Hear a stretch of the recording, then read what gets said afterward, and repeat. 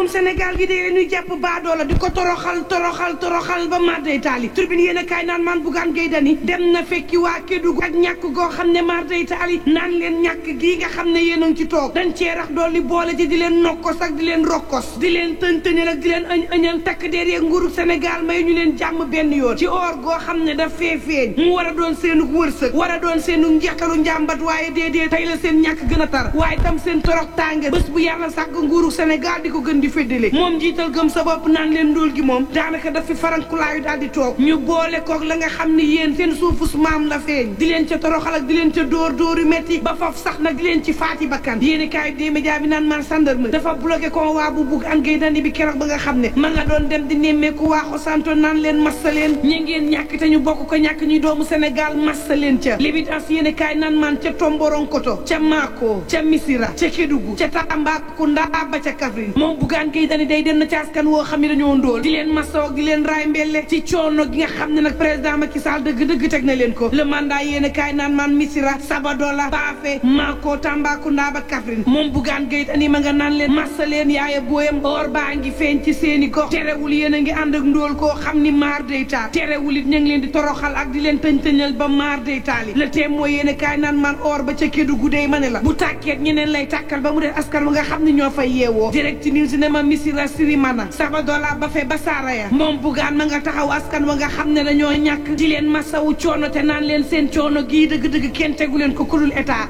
mi nga xam ne